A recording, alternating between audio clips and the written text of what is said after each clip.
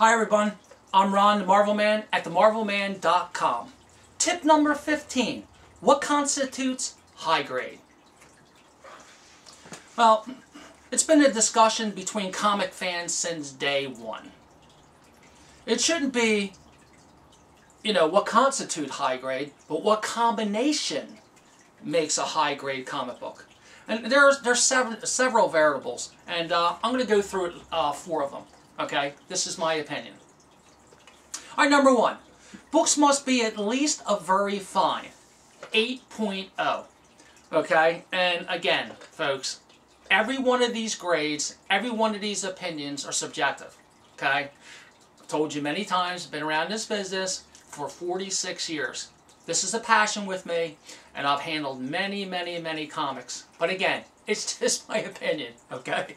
Once you get it back from CGC or PGX or any other company out there that you want to send your comic book to, if you decide to do that, okay, then great. If you have a raw book and you really don't care, all you want to do is pretty much keep it, read it, but you like to have a general criteria, then I'll give that to you. Okay. So very fine to me, 8.0 is the lowest accepted high grade. Okay. Number 2, book must have 80% cover gloss. Okay.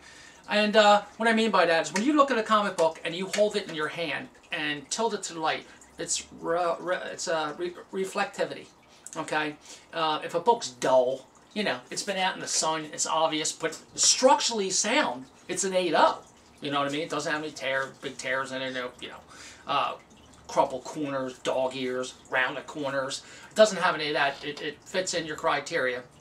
Then, the cover gloss can definitely add beauty to your book. It's first impression, folks. When you look at a very fine and it has very high gloss, sometimes the book looks much better than it is. It can fool you.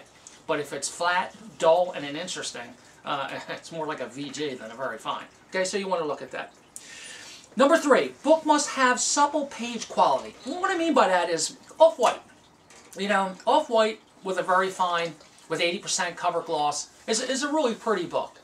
Presents itself well. It's going to hold up for you over the years.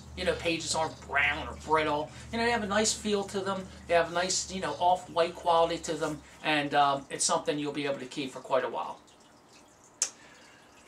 And number 4, this is I'm going over this a little bit, but it's very important. Eye appeal. Man, you can stare at a book until you're blue in the face. If it doesn't strike you, doesn't hit you, when you first see it, you may end up buying it anyway because it may be a key issue or a first appearance. But, it's like, when you first see your girlfriend, or your future wife. Man, if she don't wow you when you first see her, you're like, man, can I grow into love with this? Well, I guess I could, but down the road, I think it's going to leave you problems. Almost like your hair. When you're young, you have a full head of hair, and then as the years go by, you say, man, I don't get it. How can you grow 4-inch hairs out of your ears, and you can't grow anything on the top of your head? Don't you have more follicles on top of your head than in your ear? I don't really get it. Can you comb it? Can you wax it? What good is it? And you can never get rid of it. Kind of like an investor, or kind of like a speculator, kind of like a cockroach. So what do? You put your hat on, okay? And you get a comb, and you go like this with your eyebrows, and then you play, wax, and twirl those ear hairs. Very important if you want to be a comic collector, okay? So don't ever let them go. Okay, so we went over the 4 criteria. So for your comics that you were consider buying, they don't have at least 3 of these 4 criteria. Listen to me, guys. Wait for a better book. Unlike, nostril hair, eyebrows, and ear hair, okay? There's tons and tons and tons.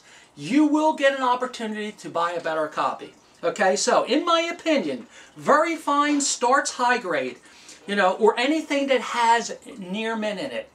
Very fine and near mint minus near, all absolutely great buys. And like your hair in your ear, hey, go out there and pick a winner. Take care.